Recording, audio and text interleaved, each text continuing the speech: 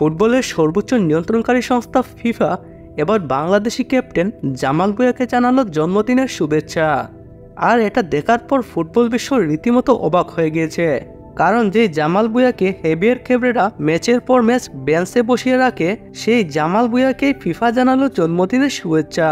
FIFA তাদের official Facebook পেজে জামাল ভুঁইয়ার একটি ছবি আপলোড করে এবং ক্যাপশনে লিখে দেয় কোটি হৃদয়ের স্বপ্নের অধিনায়ক।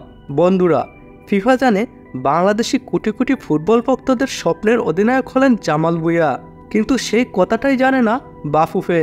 কারণ বাফুফে চলে বসুন্ধরা কিংসের সিন্ডিকেটদের কথায়। ধূমকেতুর মতো যে জামাল ভুঁইয়ার আগমন ঘটেছিল বাংলাদেশ ফুটবলে, সেই জামাল ভুঁইয়াকেই ভুলতে বসেছে বাফুফে। কিন্তু ফিফা তাকে ঠিকই স্মরণ রেখেছে।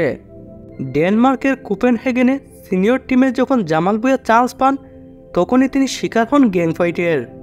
তাকে উদ্দেশ্য করে 4টি বুলেট নিক্ষেপ করা হয়। ভাগ্যবশত তিনি বেঁচে যান। তারপর তিনি সিদ্ধান্ত নেন, না, আমি ডেনমার্কে খেলবো না, আমি বাংলাদেশের হয়ে খেলবো। আর তার এই সিদ্ধান্তর কারণেই আমরা জামাল ভুঁইয়াকে বাংলাদেশ দলে পেয়েছি। 4টি বুলেটের আঘাত যাকে দমাতে পারেনি, তিনি হলেন আমাদের ক্যাপ্টেন, কোটি হৃদয়ের স্বপ্নের ক্যাপ্টেন জামাল ভুঁইয়া। জীবনযুদ্ধে হার না মানা এক অকুতোভয় যোদ্ধা। অন্যদিকে ফিফা জামাল ভুঁইয়াকে জন্মদিনের উইশ করায় জামাল ভুঁইয়া ও ফিফাকে ধন্যবাদ জানাতে এক বিন্দু ভুল করেননি। আমাদের ক্যাপ্টেন ফ্যান্টাসি জামাল ভুঁইয়াকে জন্মদিনের কোটি কোটি শুভেচ্ছা জানিয়ে ভিডিওটি এখানেই শেষ করছি। ধন্যবাদ।